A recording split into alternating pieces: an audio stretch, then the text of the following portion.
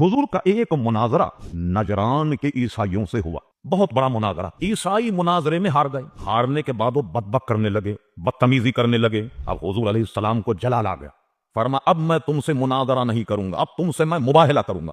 کیا مطلب؟ اس کو ذرا ترجمہ سمجھیں، مباہلہ کیا ہے؟ کافر اور مسلمان میں مناظرہ ہو، باوجود حقائق یا حقیقت یا حق کے ظاہر ہونے ایک فریق نہیں مان رہا، اب کیا ہوگا؟ مباہلہ ہوتا، مگر اس کے شرائط ہیں، اس کے معاملہ۔ ہر آدمی یہ نہ کرنے لگ جائے کہ ہمارے دین کے رسوائی کا سبب بن جائے، مسائل ہیں اس کے۔ چلیے صاحب کیا ہوگا؟ کہا بھائی ٹھیک ہے، تم کہتے ہو نا میں حق پہ ہوں، میں کہتا ہوں میں حق پہ ہوں، چلو ہم دونوں آگ میں کودتے، جو حق پہ ہوگا اللہ اسے بچا لے گا، اور جو حق پر نہ ہو اللہ تبارک و تعالیٰ اسے بھسم کر دے گا۔ ایسے واقعات دنیا میں کئی ہوئے، اور مباہلوں میں الحمدللہ تبارک و تعالیٰ نے اہل سنت و مسلمانوں کو فتح و نصرت عطا فرمائے۔ جیسا کہ حضرت خواجہ غریب نواز رضی اللہ عنہ کے پیر اور مرشد حضرت عثمان ہارونی رحمت اللہ علیہ کا ایک مناظر آتش پرست سے ہو گیا، جو آتش کو اور آگ کو اپنا خدا مانتے تھے۔ حضرت عثمان ہارونی ایک بچے کو لے کر ہاتھ پکڑ کر آگ میں گھس گئے، اور آگ میں گھسنے کے بعد وہ بھی سلامت رہے اور بچہ بھی سلامت رہا۔ ایک مباہلہ ہم نے پڑھا حضرت عبداللہ ابن مبارک، امام بخاری کے مشائخ میں سے۔ اللہ اکبر، جو حضرات طالب علم ہیں یا بخاری پڑھ رہے ہیں وہ دیکھیں کہ حضرت امام بخاری کے مشائخ، امام بخاری نے عبداللہ ابن مبارک سے اکتساب فیض کیا ان کی کتابوں، اور یہ صف اول کے شاگرد ہیں امام اعظم ابو حنیفہ کے۔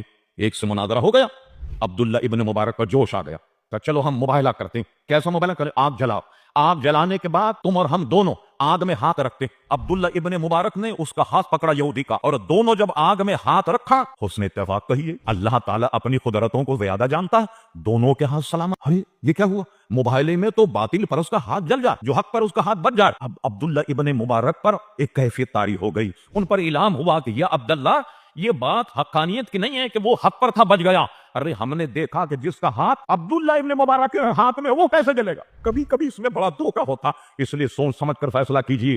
اور ابھی میں بتا رہا ہوں آپ کو چند سال کی بات، اخباروں میں بڑی سرخیاں لگی، ایک شخص تھا جس کا نام محمد پناہ تھا، اس کے ایک بد مذہب سے یا رسول اللہ کہنے پر تکرار ہو کہ یا رسول اللہ جو کہے وہ مشرک، یہ کہتا یا رسول اللہ کہنا ایمان کی علامت۔ یہ دونوں حضرات آگ میں کودے، جو کودنے والا باطل پر جو کہتا یا رسول اللہ کہنا شرک ہے وہ آگ میں بھسم ہو گیا، اور سنی بالکل صحیح طریقے سے برآمد ہو گیا، جس کا نام محمد پناہ تھا، اور وہ آج تک زندہ ہے اور غالباً لاڑکانہ میں رہتا۔ سمجھے؟ کوشش کی جائے تو اسے ملاقات بھی ہو سکتی۔ یا رسول اللہ کہہ کر جو آگ میں کودا، اللہ تبارک و تعالیٰ اسے سلامت رکھا، اور دوسرا بھسم ہو گیا جل کر۔ حضور کو جلال آ گیا، فرمایا اب میں تم سے مباہلہ کروں، مناظرہ نہیں، بدتمیزی بھی اتر آئے۔ اب ہوا قرآن مجید میں اس کا جناب پورا ذکر موجود۔ تم ایسا کرو کہ ہم اپنے بچوں کو لاتے، تم اپنے بچوں کو لے آؤ، ہم اپنی عورتوں کو لاتے، تم اپنے عورتوں کو لے آؤ، ہم اپنی جان پیش کرتے، تم اپنی جان پیش کرو۔ اور اس کے بعد فرمایا کہ اللہ تعالیٰ جھوٹوں پر لعنت نازل فرمائے گا۔ عیسائی تھے نجران کے، وہ آئے، جب آئے تو حضور علیہ السلام جلوہ گر، پیچھے ایک طرف حضرت علی، پیچھے ایک جانب حضرت فاطمہ، حسنین کریمین، دونوں صاحبزادے، یہ حضور علیہ السلام کے سامنے۔ نجران کے عیسائی جب آئے، ان کا جو سب سے بڑا پادری، اس نے ان کو دیکھا، اور حضور فرما رہے تھے کہ آؤ اب ان سے مباہلہ ہوگا، اور بچوں میں دعا کروں گا تو تم آمین کہنا، میں دعا کروں گا تم آمین کہنا۔ یہ حضور نے سب سے پہلے اہل بیت سے فرما دیا کہ میں دعا کروں گا تم آمین کہنا۔ اب جب سب سے بڑا عیسائیوں کا پادری آیا، اس نے اپنے عیسائیوں کا خدا کے واسطے مباہلہ مت کرو، بھول جاؤ اس بات، خدا کے واسطے مباہلہ نہیں، اس لیے کہ میں ایسے چہرے دیکھ رہا، ان کی نورانیت، ان کی پیشانی کی چمک اور دمک، اگر یہ اللہ سے دعا کریں اے اللہ اس پہاڑ کو یہاں سے ہٹا دے، میں وہ چہرے دیکھ رہا ہوں کہ پہاڑ وہاں سے ہٹ جائے، عیسائیت برباد ہو جائے، قیامت تک عیسائیت کا ملیا میٹ ہو جائے گا، تم ان سے مناظرہ مت کرو۔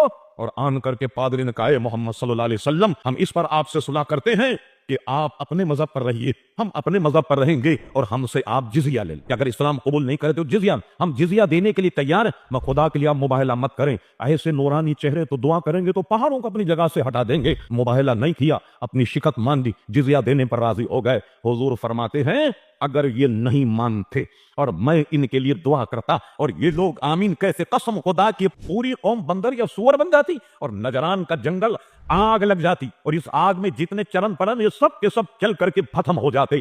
کسی نے کہا مدعی لاکھ ہے بھاری گواہی تیری، گواہی تو وہ جو باطل پر سمانے۔ تو آپ نے دیکھا ان کی شان و شوکت، قرآن مجید فرقان حمید گواہی دے رہا ہے، اللہ اکبر اللہ اکبر۔ تو اس لیے ہم اور آپ سب کے سب اہل بیت کے ماننے والے